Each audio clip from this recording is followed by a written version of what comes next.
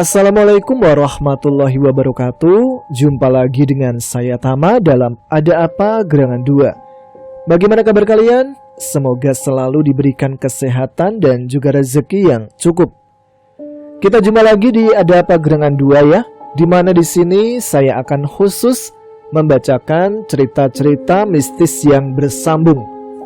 Dan kali ini kita lanjutkan cerita dari Jinan semasa kecil, di mana dari dia baru lahir mengalami kejadian ajaib yang bangkit dari kematian, yang tadinya dianggap meninggal ketika dilahirkan ternyata bisa hidup lagi. Sampai ketika dewasa dia mengalami beberapa kejadian mistis. Tapi untungnya selalu saja ada kakeknya yang bernama Mbah Darmo yang sigap membantunya dan menyelesaikan permasalahan mistisnya. Nah, seperti apa episode kali ini? Langsung saja kita simak. Teman-teman Ada Apa Gerangan, ceritanya mulai dari sini.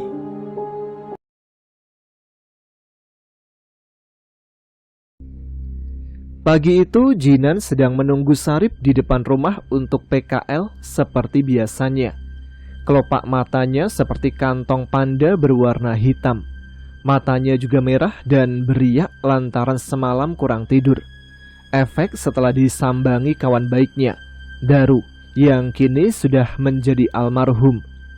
Setelah cukup lama menunggu, datanglah Sarip untuk menjemputnya. Mereka bergegas berangkat ke tempat PKL. Di perjalanan tidak ada sepatah kata yang terucap dari bibir mereka berdua. Hanya suara menguap secara bergantian. Tampaknya Jinan dan Sarip sama-sama kurang tidur semalam. Nan, nanti malam kita harus datang ke acara tahlilan. Tiba-tiba Sarip mulai membuka pembicaraan. Iya Rip, kasihan Daru di sana, kesepian menunggu kiriman dari kita, sahut Jinan yang sedang duduk membonceng motor Sarip. Kiriman? Sarip kaget ketika Jinan mengucapkan kata tersebut. Iya Rip, semalam aku didatangi sosok Daru. Dia tiba-tiba saja berdiri di samping tempat tidurku untuk minta dikirim meski cuma sedikit, kata Jinan dengan suara lesu. Hah? Kamu juga disamperin almarhum Nan? Ucap Sarip yang seolah tak menyangka. Bukan cuma didatengin Rip, almarhum juga minta diantar pulang. Untung pulangnya ke rumah bukan ke kuburan, celetuk Jinan. Gila, kamu anterin beneran Nan? Lebih tepatnya dipindah paksa Rip. Lah jam 1 dini hari, tiba-tiba aku terbangun, udah berada di atas dipan samping rumah Daru. Siapa yang ndak kaget coba? Buset, dipan yang dipakai untuk memandikan jenazah Daru kemarin. Ya iyalah, kok bisa Nan? Sarip terheran-heran mendengarnya. Yomboh, orang tadinya aku tidur di kamarku, pintu kamar sama pintu depan juga aku yang ngunci. Lah kok tiba-tiba aku udah di samping rumah Daru coba? Ujar Jinan. Sarip hanya geleng-geleng kepala. Sebenarnya semalam aku juga didatangi almarhum Nan, kata Sarip. Loh, berarti bukan aku doang dong Rip. Gimana ceritanya? Tanya Jinan. Jadi ceritanya semalam setelah pulang dari workshop dan mengantar Jinan, Sarip pulang ke rumahnya.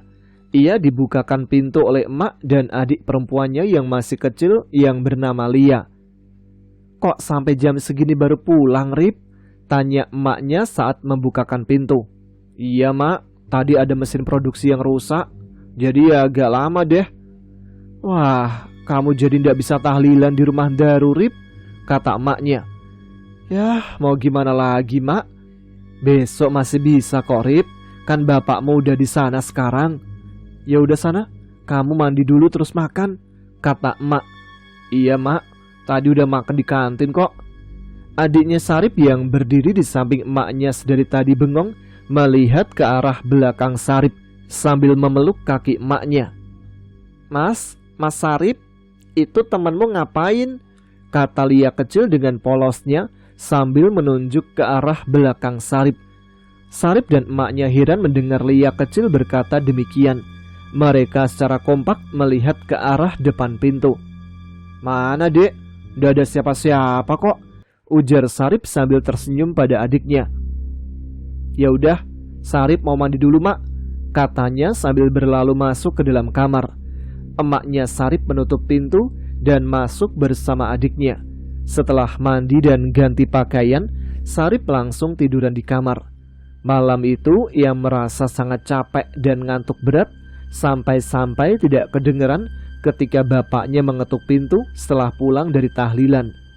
Saking capeknya Sarip tertidur, dalam posisi telentang, lampu kamarnya juga masih menyala. Beberapa kali Sarip memiringkan posisi tidurnya. Rip, Sarip, kapan kamu kasih aku? Lamat-lamat Sarip mendengar suara dari Daru. Kasih apa sih Ru? Kamu kan punya banyak duit, biasanya juga kamu yang traktir kok. Sarip menyauti suara Daru dalam kondisi setengah sadar seperti orang lindur. Dia yang semula tidur miring ke kanan berganti ke arah kiri. Secara refleks, tangannya merangkul benda panjang berlapis kain di depannya dan mengeloni benda tersebut. Sepersekian detik, ia baru ingat kalau gulingnya berada di sebelah kanan. Seketika itu juga, dia mencium aroma minyak melati yang menyeruak ke dalam hidung ketika bernafas. Dalam tidur ayamnya, Sarip mulai sadar bahwa ada yang tidak beres. Aroma melati yang menyeruak langsung berganti menjadi aroma anyir darah dan bau busuk. Perlahan, Sarip membuka matanya. Pandangannya belum jelas karena silau oleh lampu kamar yang masih menyala. Ketika mata Sarip terbuka, betapa terkejutnya ia karena sedang memeluk sebujur pocong dengan jarak antar wajah yang tak lebih dari sejengkal. Sarip terbelalak, matanya melotot saat kontak dengan mata pocong tersebut. Sosok pocong berwajah hancur berdarah-darah dan bau busuk persis di depan wajahnya. Rip, kasih aku sedikit Rip, ucap pocong tersebut. Sarip benar-benar ketakutan. Bibir dan lidahnya kaku tak bisa berteriak. Sontak ia refleks melepaskan pelukan dari guling seram tersebut dan mundur sampai dia terjatuh ke lantai. Kepalanya terbentur dan tidak sadarkan diri. Rip, Rip, bangun Le, kok malah tidur di lantai? Nanti masuk angin. Udah pagi loh, kamu ndak siap-siap PKL. Sarip dibangunkan oleh ibunya dalam kondisi tergeletak di lantai dengan kedua kaki berada di atas kasur, sedangkan badannya di lantai. Perlahan Sarip mulai tersadar. Ia terbangun dan merasakan sakit di kepala bagian belakang. Iya mak, aduh, kepalaku pusing, katanya sambil mengusap-usapnya. Ia merasakan benjol di kepala belakang karena terbentur lantai kamar. Kamu kenapa Toleh? Kok tumben tidur di lantai? Tanya emaknya. Mak, ndak apa-apa kok mak. Hehe. Sarip tiba-tiba bergidik mengingat kejadian mengerikan semalam. Kembali lagi ke perjalanan Sarip dan Jinan. Sampai tepar di lantai Rip. Aku ndak bisa bayangin kalau di posisimu semalam. Hi, kata Jinan. Maka dari itu Nan, aku udah habis pikir. Apa benar pocong itu adalah Daru? Wajahnya itu loh, ngeri. Paling itu cuma jin yang menyerupai Daru Rip. Berarti sejak kamu pulang, adikmu melihat makhluk itu mengikutimu dari luar. Iya kali Nan. Kamu masih mending ketemu Daru yang bentuknya bagus. Lah aku? Tapi aku kan bangun-bangun udah ada di atas dipan mayat Rip. Kamu enak, masih dalam kamar. Coba aja kalau dipindah di kuburan. Hi. Gantian kasih aku Rip. Maksudnya apa ya Nan? Mungkin almarhum minta dikasih doa Rip. Kamu kan dulu sering banget minta traktiran ke Daru, kata Jinan. Udah Nan, jangan dibahas lagi. Masih takut aku kalau inget. Yang penting nanti malam kita kirim doa buat kawan kita biar tenang, sergah Sarip. Mereka sudah sampai di workshop dan menjalani PKL seperti biasanya. Malamnya, Jinan datang ke rumah Daru bersama para warga. Ada Sarip, Umar, dan Ocit di sana. Tidak lupa berbahasa basi kepada orang tua almarhum. mereka mendoakan Daru. Tahlilan dipimpin oleh Pak Modin. Setelah selesai, seperti biasa Jinan dan yang lain membantu mengeluarkan suguhan untuk para warga. Mereka berempat duduk di dekat gerbang sambil ngemil dan merokok. Setelah cerita ngalor ngidul, ternyata bukan cuma Jinan dan Sarip yang didatangin Daru. Ocit dan Umar juga mengalami hal yang sama. Dari penuturan mereka berdua, Ocit dan Umar didatangi almarhum tapi melalui mimpi. Yang paling apes di antara mereka hanya Sarip, karena ia sudah memeluk guling seram, guling pocong. Acara tahlilan Daru berjalan dengan lancar sampai di malam ketujuh. Mereka membantu menyerahkan besek tahlilan pada para warga. Bukan nasi berkat, melainkan beras, telur, mie instan, gula pasir, dan amplop berisi uang sebagai syarat yang besarannya antara 2.000 sampai 10.000 rupiah. Jinan dan kawan-kawannya membantu acara sampai di hari ketujuh. Mereka mengobrol bersama beberapa warga dan papanya Daru di malam tahlilan terakhir sampai larut malam. Setelah itu, Jinan dan yang lain berpamitan pulang. Orang tua Daru mengucapkan terima kasih karena mereka sudah banyak membantu. Singkat cerita, tibalah Jinan di rumah sambil menenteng 2 kresek berkat mentahan. Di malam terakhir, Pardi, bapaknya, tidak ikut hadir karena merasa tidak enak kalau dapat jatah besek. Cukuplah cuma 1 aja untuk Jinan. Tapi ternyata papanya Daru menulis semua warga yang hadir, meski serumah ada 2 orang yang ikut tahlilan. Meski Jinan menolak, tapi papanya Daru bersikukuh untuk menitipkan besek kepada bapaknya. "Pak, bukan pintu pak," ucap Daru ketika di depan rumah. Dari jendela ia melihat bapaknya masih menonton TV. "Yole, bentar." "Tadi yang datang rame Yole?" tanya Pardi pada anaknya. "Rame pak. Ini pak, bapak dapat jatah besek mentahan juga tadi," kata Jinan. "Waduh, malah repot-repot le. Harusnya tadi ndak usah, kamu tolak aja." "Bapak ndak datang kan supaya cukup dapat 1 besek aja." Papanya Daru memaksa pak. "Udah dicatat soalnya." "Yo wes le, sana kamu bawa ke dapur," kata Pardi. "Ini ada amplopnya loh pak, dalam besek," ucap Jinan. "Ya memang biasanya gitu le, buat syarat." "Bapak ndak mau nih?" tanya Jinan. "Buat kamu aja." "Wah lumayan, isinya 10.000 pak, dapat 20.000 ini." "Ada mie instan rasa soto juga nih, mau tak masak mumpung lapar." "Bapak mau tak buatin juga nggak?" "Ndak usah le, bapak masih kenyang, kamu saja," kata Pardi. "Ya wes kalau gitu," kata Jinan sambil berjalan menuju dapur. Jinan mengambil baskom dan membuka pintu dapur, keluar menuju kamar mandi untuk mengambil air. Pintu dapur rumah Jinan masih berbentuk 2 sisi, atas dan bawah yang terbuat dari papan. Ia menimba air di sumur, dan tiba-tiba terasa angin yang menerpa tubuhnya saat sedang menimba air. Di samping kamar mandi Jinan yang berada di luar, ada jalan kecil menuju depan, dan kalau ke arah kanan ada rimbunan pohon pisang dan sebuah rumah joglo tua tak berpenghuni, persis seperti yang diceritakan pada part awal. Tiba-tiba Jinan merasa merinding. Ekor matanya melihat sekelebat bayangan orang berlalu dengan cepat beberapa kali. Setelah mengambil air untuk merebus mie instan, Jinan langsung masuk ke dapur dan mulai menyalakan kompor. Ia duduk di dekatnya sambil menunggu air mendidih sambil main HP pemberian almarhum Daru. Posisi Jinan membelakangi pintu dapur yang ia tutup bagian bawahnya saja. Lagi-lagi ia merasakan ada sekelebat bayangan mondar-mandir di belakangnya. Terkadang Jinan juga merasa seperti ada yang mengawasinya dari belakang.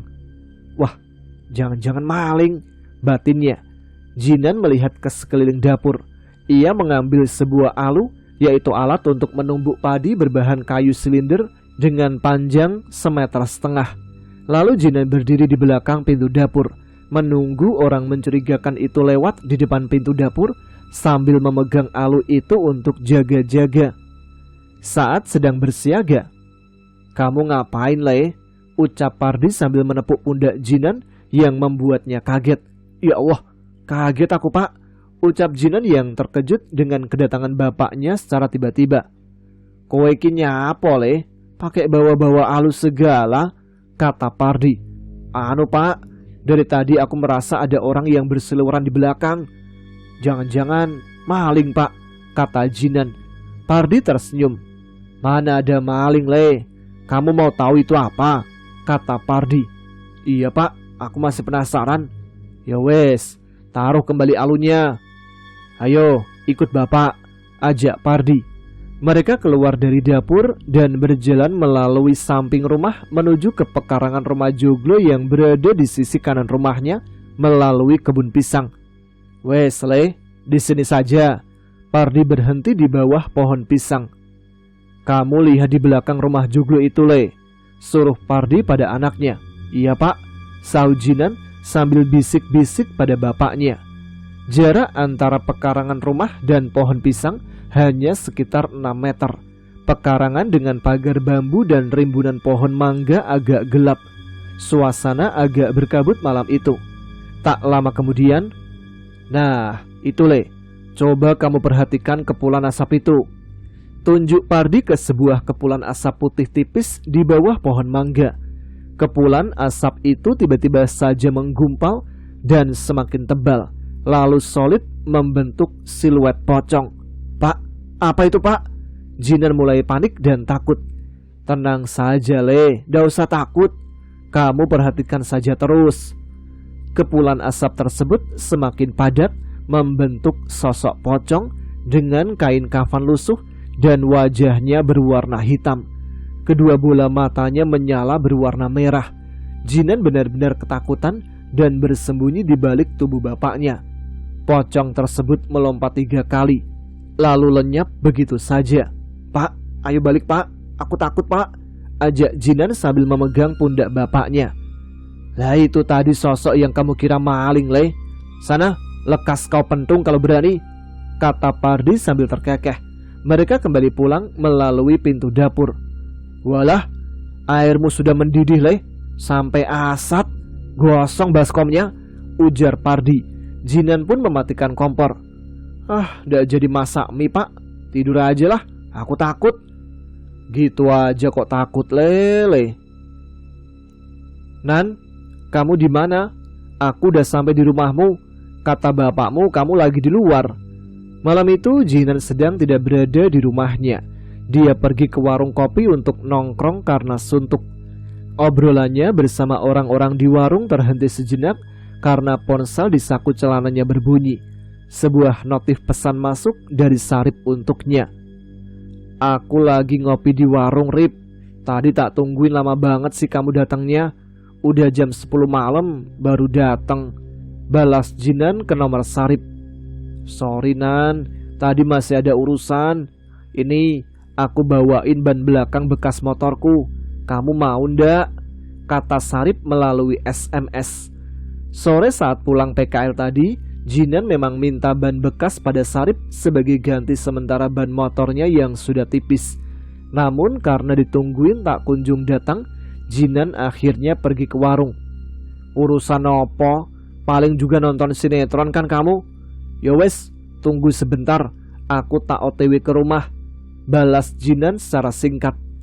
Setelah membayar segelas kopi dan 1 bungkus roti sisir, Jinan pun bergegas berjalan menuju ke rumahnya melalui gang sempit yang lebarnya cuma sekitar 1,5 meter. Hanya butuh waktu sekitar 5 menit untuk sampai.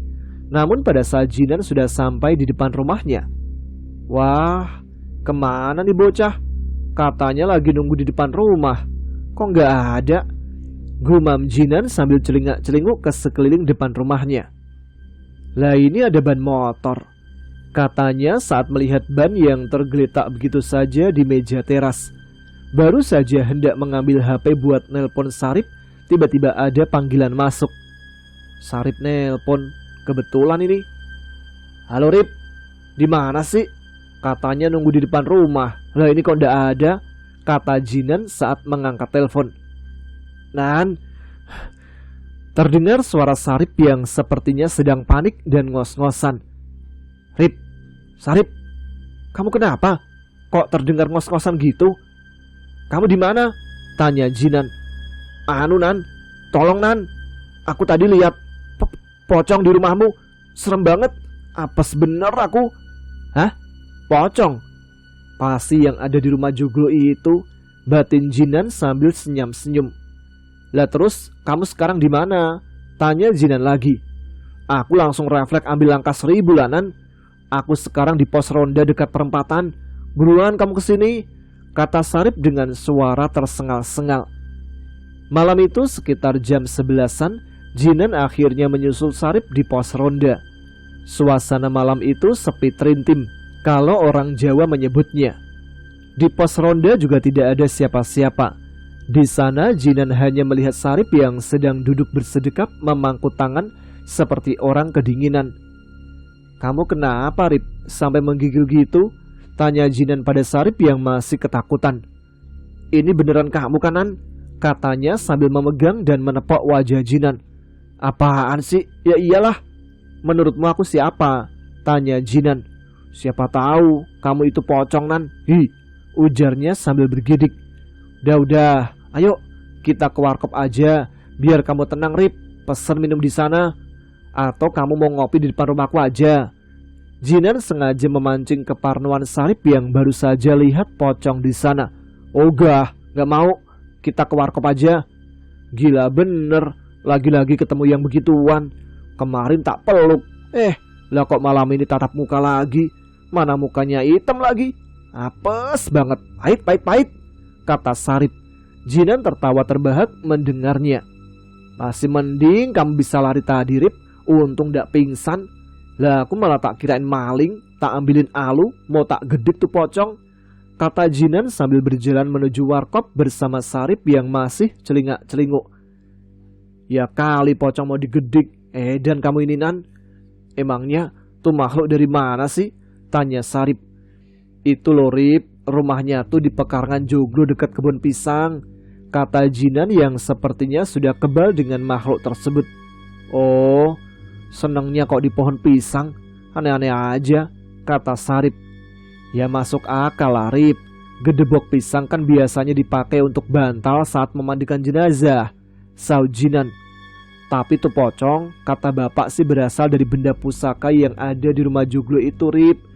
Pemiliknya kan udah lama meninggal, jadi ndak ada yang ngurus, makanya sekarang suka keliaran. Ambil tuh, barangkali kamu minat jadi tuannya. Ogah banget ngurus yang begituan, cerotok Sarip. Sesampainya mereka di warkop, orang-orang di sana pada heboh. Sarip lihat pocong, Sarip ketemu pocong, Sarip dikejar pocong, kata mereka. Sarip pun bercerita kalau pada saat dia sedang duduk di teras rumah Jinan, dia sempat tuh ngobrol dengan bapaknya. Namun karena Kang Pardi ngantuk, Sarip ditinggal sendirian. Nah, pada saat membalas SMS terakhir dari Jinan, tiba-tiba di depannya ada sekelebat bayangan melintas dengan cepat. Ketika dia menengok ke kanan, itu makhluk bungkusan putih ngambang menuju ke arahnya dengan wajah gelap dan mata berwarna merah. Sarip lari sekencang-kencangnya karena ketakutan. Untung kamu ndak sampai ngompol di celana Rip, kata salah satu warga diiringi gelak tawa. Mereka akhirnya ngobrol di sana sampai larut malam. Meski sebenarnya Sarip sudah merasa ngantuk berat, terlihat beberapa kali ia menguap. Mau pulang tapi takut sendirian. Menunggu barengan yang pulangnya searah, jam 1 dini hari mereka akhirnya bubar untuk balik ke rumah. Sarip dapat teman sejalan dan tidak pulang sendirian. Sedangkan Jinan, wah, malah aku yang pulang sendirian ini, gumamnya. Nah, saat dia sampai di ujung gang sempit menuju rumah, tiba-tiba Jinan kebelet pipis. Saking tidak tahannya, ia lalu buang hajat kecil di bawah pohon mangga. Letaknya di belakang pagar sekolah MTS dekat rumah. Gang sempit menuju rumah Jinan benar-benar rapat oleh tembok-tembok rumah warga di sebelah kiri rumahnya. Hanya ada sepetak tanah kosong yang terdapat pohon pepaya, mangga, dan beberapa pohon pisang. Sedangkan di sisi kanan rumahnya adalah kebun kosong. Depan rumah persis cuma ada jalan paving selebar 1,5 meter, berbatasan dengan tembok belakang sekolah. Ke kanannya kebun pisang, dan pengkolan kecil mentok pagar pekarangan rumah joglo rumah si pocong. Di bawah pohon mangga pinggir jalanan gang sempit, Jinan langsung buka resleting celana dan ngocor gitu aja. "Udah malam ini gak ada orang," batinnya. Pada saat sedang asik ngetap, tiba-tiba pantat Jinan ada yang nepok 3 kali. Telapak tangan anak kecil. "Weh, Danco!" Dia terkejut dan spontan melihat ke belakang sambil masih memegang pusakanya. "Jangan pipis sembarangan, Mas. Ingat siksa kubur." Jinan melihat seorang bocah berusia sekitar 5 tahunan dengan pakaian koko dan celana plus kopiah putih sambil naik sepeda roda 3 dengan polosnya memberikan nasihat kepada Jinan. "Hah? Apaan sih bocah? Sok tahu kamu," katanya sambil meneruskan buang hajat. Anak tersebut kembali mengayuh sepedanya menuju ke depan gang. Jinan tersadar. Jam segini, anak siapa itu? Kok masih keliaran naik sepeda? Pada saat menoleh ke kanan, itu kan gang sempit dengan tembok rumah warga yang rapat ya. Lah, itu anak kemana perginya? Jinan bingung karena bocah itu cepat banget hilangnya. Lagi fokus mencari anak kecil tersebut, tiba-tiba Jinan berteriak kesakitan lantaran pusakanya tiba-tiba seperti ada yang meremas dan memelintirnya. Jinan memegang pusat segitiga pengamannya yang terasa sakit seperti terbakar. Tengah malam teriak, juga tidak ada yang menolong. Jinan meringis kesakitan sambil berjalan menuju ke rumahnya. "Siapa bocah tadi ya? Lah kok bawa-bawa siksa kubur segala?" batinnya. Setelah sampai rumah, Jinan pun tidur di kamarnya sambil menahan perih di anunya. Paginya, dia cerita ke Sarip perihal kejadian malam itu. Sarip tertawa terkekeh mendengarnya. "Kamu ngawur sih Nan, pipis sembarangan," kata Sarip. "Gimana nih bro, anuku kok seperti mati rasa semenjak kejadian semalam," kata Jinan yang tampak resah. Dia takut kalau pusakanya benar-benar tak berfungsi lagi. "Bisa hancur masa depanku," gumamnya. "Masa benar-benar tidak mau bangun bro?" kata Sarip. Jinan cuma geleng-geleng kepala. "Biasanya kalau lihat iklan sabun di TV aja langsung aktif Rip, tapi ini blas," kata Jinan. "Aku punya kaset CD Hotnan, mau ndak? Siapa tahu pas nonton langsung aktif lagi tuh pusaka," ujar Sarip. Boleh, barat atau lokal tuh pemainnya?" tanya Jinan. "Ada semua bro, tinggal pilih yang mana," saut Sarip. Sepulang dari PKL, Jinan mampir ke rumah Sarip untuk meminjam CD Jahanam tersebut. Malamnya ia coba menonton ketika orang rumah sudah tertidur dengan volume paling kecil. Setengah jam lebih menonton adegan olahraga berpasangan, Jinan masih tak merasakan respon apa-apa dari pusaka miliknya. "Wah, gawat ini," katanya. Beberapa hari Jinan gundah gulana, bingung mau minta tolong ke siapa. Lebih tepatnya sih, dia malu cerita ke orang lain selain Sarip sahabatnya. "Kamu minta tolong aja ke Mbah Darmonan," kata Sarip memberikan solusi. "Mau ah, malu aku Larip, gila kamu," sergahnya. "Atau kita minta tolong aja ke Mbah Mantonan, dia kan bisa tuh nanganin hal-hal begini," ucap Sarip. Mbah Manto adalah sosok yang bisa dibilang orang pintar di kampung sebelah. Jinan pun akhirnya setuju untuk konsultasi ke sana. Singkat cerita, Jinan diantar Sarip ke kediaman Mbah Manto. Ia menceritakan semua kronologi yang dialami. Mbah Manto tahu kalau sebenarnya sosok anak kecil itu adalah sosok baik yang mencoba untuk mengingatkan Jinan. Salah satu penyebab siksa kubur adalah lalai dalam beristinja setelah buang air kecil. Dan kata anak kecil tersebut memang benar. Namun karena Jinan tidak menghiraukan dan menyepelekannya, ya apes dia. Terlebih lagi ternyata pohon mangga yang dia kencingi adalah tempat tinggal sosok Wewe Gombel. Mbah Manto, Jinan dan Sarip datang ke pohon tersebut pada malam harinya. beliau mencoba untuk bernegosiasi supaya anunya Jinan kembali normal. Proses negosiasinya pun cukup alot karena makhluk itu benar-benar marah atas apa yang dilakukan Jinan. Karena tak bisa diajak damai, Mbah Manto akhirnya menyiram pangkal pohon mangga itu dengan sebotol air putih. Suara makhluk itu melengking kepanasan seperti terbakar. Makhluk itu akhirnya diusir oleh Mbah Manto.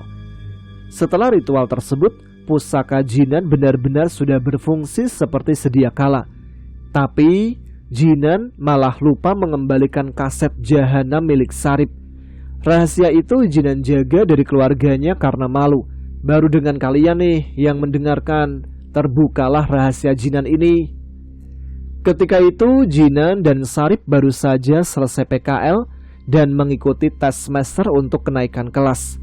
Rapot dan penilaian hasil PKL selama 3 bulan sudah keluar. Maka tibalah waktunya libur panjang. Sebelumnya mereka juga sudah berpamitan dengan SPV dan teknisi workshop. Beliau adalah Pak Eko, SPV yang selama 3 bulan kemarin membimbing Jinan dan Sarip pada saat PKL. Seiring berjalannya waktu, rupanya Jinan dan Sarip semakin akrab dengan beliau. Bahkan Pak Eko menawari mereka berdua pekerjaan setelah lulus nanti. Ya, walaupun masih kurang lebih setahun sih sampai lulus STM. Karena sudah terbiasa begadang hingga larut malam, hampir setiap malam Jinan tak pernah ada di rumah. Dia lebih mudah dicari di warung kopi atau pos ronda bersama teman-teman satu tongkrongan. Malam itu Jinan sedang keluar bersama Sarip untuk sekedar mencari angin. Hingga tiba-tiba HP-nya berbunyi. Ada sebuah panggilan masuk di HP-nya dari Pak Eko. Pak Eko ini perawakannya agak gempal. Meskipun sudah bapak-bapak, tapi beliau masih seperti anak muda yang hobi nongkrong dan ngopi di warung. "Halo Pak, ada apa?" kata Jinan ketika mengangkat telepon dari beliau sambil membonceng Sarip. "Nan, kamu lagi di mana sekarang?" tanya Pak Eko dengan suara putus-putus lantaran jaringan sinyal sedang bermasalah. "Siapa Nan?" tanya Sarip yang penasaran. "Pak Eko Rip," saut Jinan dengan HP yang ia letakkan di telinga. "Aku lagi keluar sebentar sama Sarip Pak, biasa cari angin," kata Jinan. "Oh, masih lama ndak?" tanya Pak Eko. "Belum tahu Pak." "Emangnya ada apa ya Pak?" tanya Jinan lagi. "Anu Nan, rencananya aku mau main ke rumahmu malam ini. Pengen ngobrol-ngobrol sama ngasih titipan dari anak-anak teknisi," kata beliau. "Titipan apa Pak? Kok ngerepotin lo?" "Enggak kok Nan, ini emang bentuk solidaritas anak-anak workshop. Sekedar ucapan terima kasih karena kalian selama 3 bulan ini udah bantu-bantu di sana." "Ini kamu lagi sama Sarip kan?" kata beliau. "Iya nih Pak, aku bonceng Sarip masih di jalan," ujar Jinan. "Oh, yowes, sekalian Sarip ajak ngobrol ya nanti."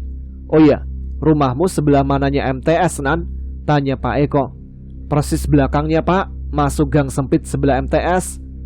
"Bapak kalau mau ke rumah sekarang gak apa-apa, biar ditemenin bapakku dulu."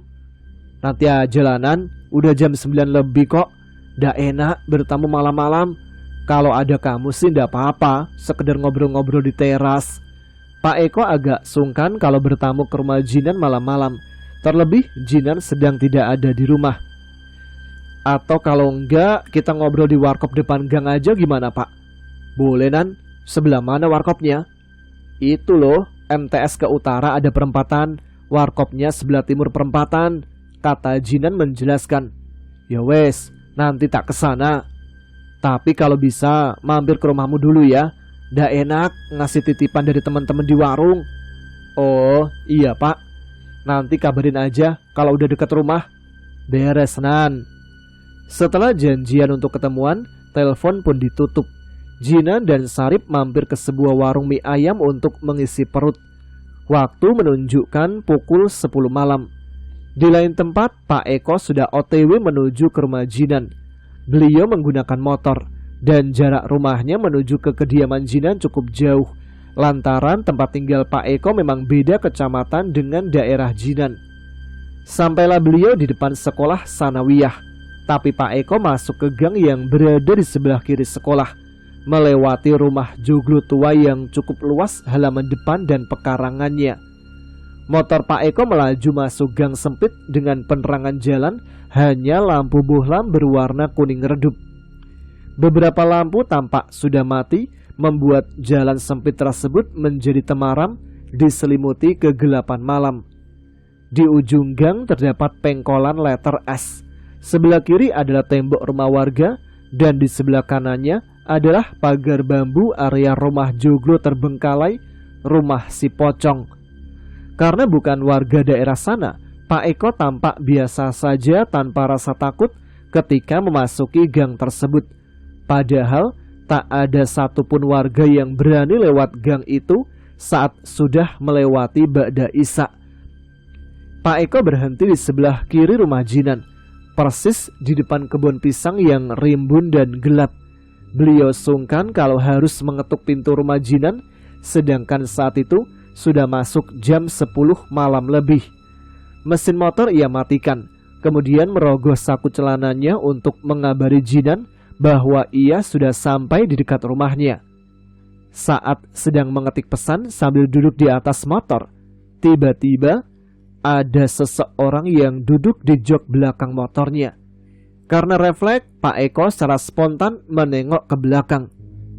Dan kalian pasti tahulah, ada sosok berbalut kain kafan dengan tangan bersedekap duduk di belakangnya dengan wajah gelap.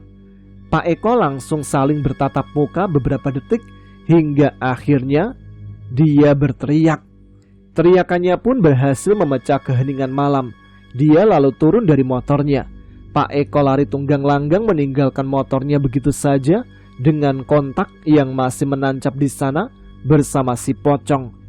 Dalam keadaan panik, Pak Eko terus saja berlari melewati depan rumah Jinan dan keluar dari gang sempit yang tembus ke sebelah kanan MTS. Beliau terus berlari menuju ke perempatan di mana terdapat warung kopi yang biasanya dipakai nongkrong oleh Jinan dan Sarip. Teriakan minta tolong Pak Eko membuat orang-orang di warkop berhamburan keluar dari warung. Dengan sempoyongan, Pak Eko didatangi beberapa warga. Tubuhnya gemetar dan masih ketakutan. "Pak, ada apa Pak? Kok teriak-teriak kayak melihat setan?" tanya salah satu warga. "Setan Mas, ada setan di sana. Motorku Mas, motorku tak tinggal," ucap Pak Eko yang masih gemetaran. "Setan? Di mana Pak setannya?" "Udah Pak, kita ke warung aja dulu." Warga memapahnya masuk ke warung dan meminta segelas air putih untuknya. Semua orang di warkop memperhatikan Pak Eko yang masih ketakutan. "Bapak ketemu apa?" tanya penjual kopi. "Iya Pak, emangnya habis dari mana?" tanya warga lain. Pocong Mas, pocong, ngeri. "Aku lihat pocong di belakang rumah tua dekat rumahnya Jinan," kata Pak Eko yang masih syok. Walah, korban selanjutnya. Dengan entengnya warga mengucapkan hal demikian, seolah itu adalah hal biasa bagi orang yang baru pertama kali lewat sana.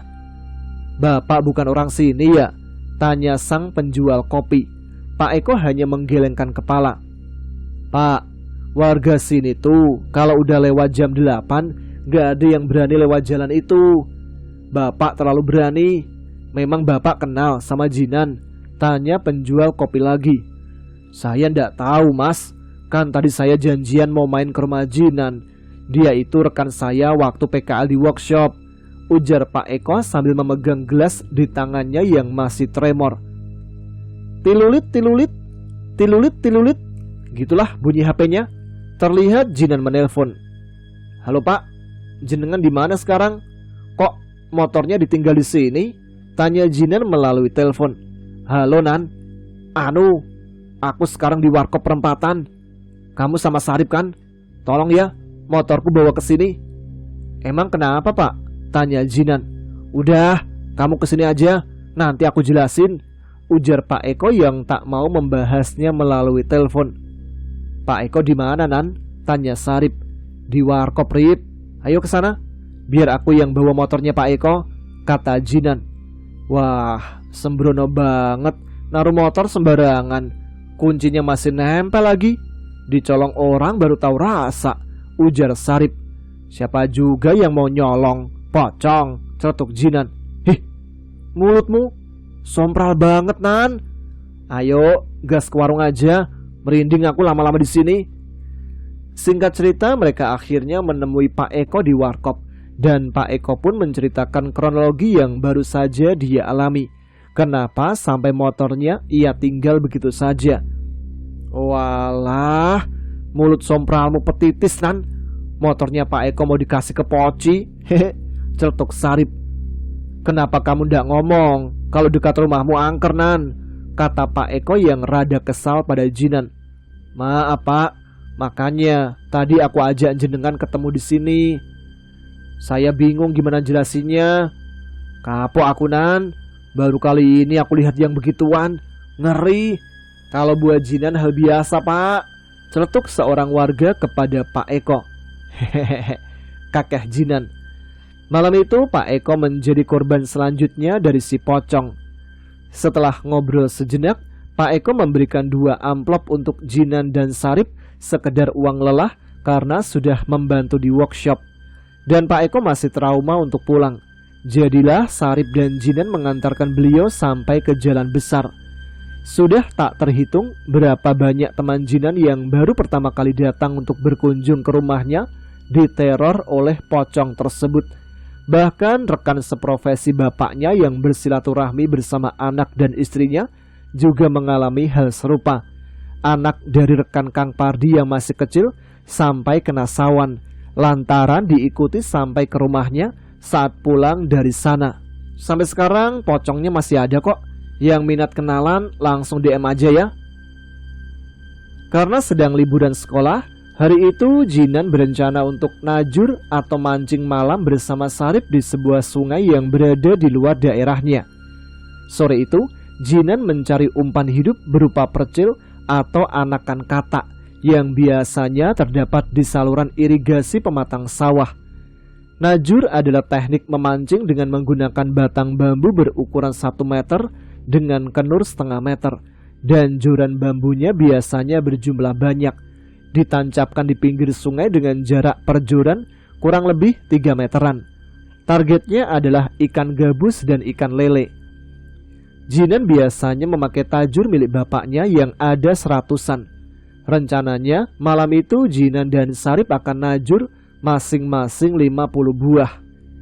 Setelah mendapatkan percil atau anakan katak cukup banyak dan dimasukkan ke dalam karung beras, mereka pun pulang untuk bersiap-siap najur malam. Najur biasanya dilakukan semalaman sampai pagi. Setelah Isya, mereka pun berangkat menuju spot najur yang berada di kampung lain. Suasana malam itu cukup menjanjikan. Langit tampak cerah, dihiasi taburan bintang dan sebuah bulan sabit. Tibalah mereka di tanggul sungai yang cukup lebar dan panjang. Lokasinya berada di tengah-tengah sawah dan jauh dari jalan pemukiman. Kayaknya malam ini kita akan dapat banyak ikanan. Gak ada suara diesel pengairan sawah dan bulannya juga belum purnama, ucap Sarip. Para penajur ikan memang biasanya menghindari waktu-waktu musim tanam dan bulan purnama, karena ikan gabus tak akan mau menyambar umpan kalau suasananya bising oleh suara diesel dan permukaan air sungai diterangi cahaya purnama. Wah, nyamuknya pada kelaparan, kata Sarip. Nih, obat nyamuknya, Rip. Jinan memberikan plastik berisi biji mahoni sebagai obat nyamuk. Mereka biasanya meminum biji mahoni kalau najur malam supaya nyamuk-nyamuk tidak doyan menggigit dan menghisap darahnya. Beli kopi sama cemilan dulu yuk, Rip. Tadi di jalan depan ada warung buka kayaknya deh, ajak Jinan pada Sarip. Kamu aja deh, Nan, biar aku yang menyiapkan. Nih, pakai motor aja, kata Sarip. Ya wes kalau gitu. Jinan meraih kontak motor Sarip dan naik ke atas tanggul sungai yang cukup tinggi dengan rerumputan di permukaannya. Sarip mulai memisahkan satu persatu bilah bambu tajur yang masih tergulung dan diikat seperti kayu bakar. Dia mulai membagi separuhan dengan Jinan. Di sisi lain, Jinan sudah sampai di warung dan membeli kopi beserta gorengan untuk cemilan. Bu, bungkus kopi hitamnya 2, es tehnya 2 sama gorengan 10.000, kata Jinan kepada ibu-ibu warung. Beberapa pembeli sedang duduk mengobrol dan rokokan di dalam warung bilik bambu tersebut. Mas, tadi berdua ke sungai ya? Tanya ibu itu sambil membungkus kopi. Iya bu, kami mau najur di sana malam ini, jawab Jinan sambil memakan tempe menduan di depannya. Orang-orang di warung itu sontak saja menatap ke arah Jinan seperti keheranan. Sampeyan kok berani banget mas mancing malam di sana?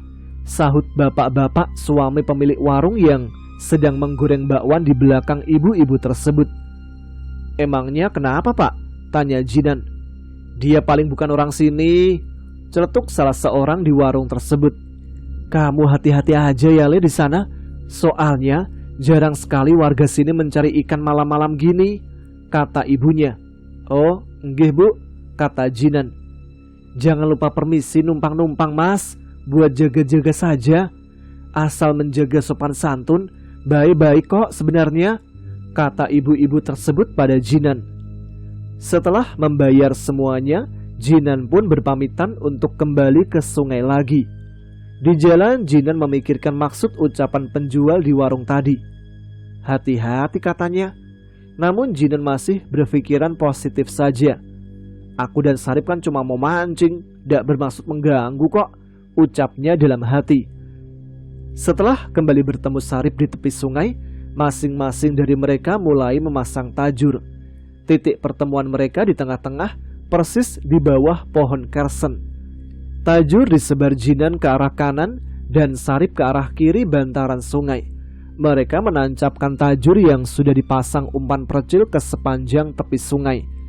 Posisi umpan berada di permukaan rata-rata air supaya langsung disambar ikan. Mereka masing-masing memasang 50 tajur, jadi jarak pisahnya lumayan jauh. Kesepakatannya adalah selama 30 menit mereka akan berada di posisi berjauhan, lalu akan mulai berjalan menuju ke titik pertemuan persis di bawah pohon kersen dengan koordinasi melalui HP. Jadi estimasinya adalah 30 menit berpisah dan 30 menit bertemu sembari mengontrol tajur. Kalau kelamaan, biasanya ikan yang terkena kail bisa moncel. Saat mulai menancapkan tajur, Jinan merasa kalau di belakangnya persis di atas tanggul ada seseorang berdiri sambil mengamatinya. Setiap kali melangkah, sosok di atas tanggul juga mengikutinya. Ah, paling orang sini yang lagi nonton, batinnya. Permisi mbah, saya cuma mau mancing, numpang-numpang, ucap Jinan. Sesekali ia melihat ke arah Sarip yang nampak sibuk menancapkan tajur di arah berlawanan dengannya. Setelah 50 tajur terpasang, Jinan pun duduk sendirian. Saat ia melihat ke atas tanggul yang ada di belakangnya, sosok tersebut sudah tidak ada lagi. Sambil menunggu untuk menghilangkan kejenuhan, Jinan bermain game di HP-nya. Game bounce dan ular-ularan menjadi kesibukan yang ampuh mengusir rasa bosan. Begitupun dengan Sarip. Sesekali mereka berbalas pesan untuk saling memberi kabar. Setengah jam berlalu, sebuah SMS dari Sarip masuk ke HP Jinan. Wayahe, udah waktunya ngontrol tajur? Oke, balas Jinan. Ia pun bangkit dari duduknya dan mulai berjalan mengontrol tajurnya menuju ke titik pertemuan dengan Sarip. Tajur pertama sampai ke 5 zong. Umpannya ada yang habis, ada juga yang dimakan separuh. Namun tajur berikutnya hilang tak kelihatan. Rupanya ujung tajurnya masuk ke dalam air sungai karena ditarik ikan. Dari riak airnya ikan itu cukup besar. Penglaris, gumam Jinan sambil menarik ikan gabus seukuran lengan di tajurnya. Setelah memasang umpan dan menaruhnya lagi, Jinan pun mulai mengontrol tajur selanjutnya. Dia terperangah saat mendapati tajur-tajurnya sudah ada ikan gabus dan lele besar-besar dalam posisi menggantung. Tidak sewajarnya ikan-ikan itu gemandul atau tergantung di atas permukaan air tanpa bergerak seperti sengaja dipasang di kailnya. Tapi ikan yang tergantung di tajur masih hidup karena sesekali Jinan melihat ikannya bergerak. Sekitar 30 tajur Jinan terdapat ikan besar semua. Karena merasa ada yang janggal, Jinan tidak serta-merta langsung mengambil ikan-ikan tersebut. Dia langsung mempercepat langkahnya supaya lekas bertemu dengan Sarip di titik pertemuan sambil berujar, "Mbah, kalau ikan-ikan ini memang untuk saya, terima kasih. Tapi kalau bukan untuk saya, silakan jenengan ambil lagi." Jinan membiarkan ikan-ikan tersebut di tempatnya. Dari kejauhan, ia lihat Sarip yang berjalan ke arahnya. "Gimana Rip, hasil kontrol pertamanya?" tanya Jinan. "Kurang memuaskan Nan, cuma 3 ekor. Kamu gimana?" tanya Sarip. Jinan diam menunggu Sarip mendekat. "Kok malah diem Nan?" tanya Sarip sambil melihat ke tempat ikan di tangannya. "Wih, super ikanmu Nan," kata Sarip. "Rip, ada yang aneh dengan tajurku," ucap Jinan perlahan pada Sarip. "Aneh gimana Nan?" "Masa tajur sebanyak 30 buah ada ikannya semua dan posisinya sudah tergantung, ndak di dalam air ikannya. Ah, mosok Nan? Jangan-jangan..." Shh. Jinan menghentikan ucapan Sarip. "Kita tunggu sebentar lagi, lalu kita cek sama-sama. Kalau ikan itu tidak menghilang, berarti memang untuk kita. Tapi kalau pas kita cek udah nggak ada, berarti emang ulah bae," kata Jinan. Sarip hanya mengangguk. Dan setelah beberapa saat menunggu sambil merokok, akhirnya Jinan mengajak Sarip mengontrol tajurnya. Ternyata ikan-ikan tersebut masih tergantung di tajur. Jinan dan Sarip langsung mengambilnya satu persatu. Ikan gabus dan ikan lele berukuran besar langsung memenuhi rajut tempat ikannya. Malam itu Jinan dan Sarip seperti mendapatkan rezeki nomplok. Paginya rajut ikan Jinan benar-benar penuh dengan ikan sampai tidak muat. Setelah mengemasi tajur, Jinan pun naik ke atas tanggul untuk pulang bersama Sarip. Alangkah terkejutnya mereka saat melihat ke seberang sungai. Ternyata ada batu nisan berjajar di sana. Ternyata semalaman mereka najur di sungai dekat pemakaman umum. Jinan dan Sarip terbengong saling menatap satu sama lain. Jinan tersenyum dan berujar, "Matur suwun Mbah ikannya." Hari itu nasib mereka benar-benar mujur.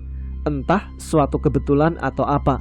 Yang jelas dari hasil menjual ikan, Jinan mendapatkan uang 300.000 dan dibagi 2 dengan Sarip. Mengenai seseorang misterius yang memperhatikan Jinan semalam, menurut warga daerah sana, beliau adalah penunggu di sungai tersebut. Sosok itu tidak jahat dan memang sering menolong orang-orang yang mencari ikan di sungai, asalkan bisa menjaga adab dan sopan santun di sungai tersebut. Nah, itu dia cerita Jinan dan Sarip untuk episode kali ini. Terima kasih untuk teman-teman sekalian yang sudah menyimak setiap episode Ada Apa Gerangan. Jangan lupa tuliskan komen, tunjukkan eksistensi kalian. Sekarang saya Tama harus pamit, kita jumpa lagi di episode selanjutnya. Jaga selalu kesehatannya, dan wassalamualaikum warahmatullahi wabarakatuh.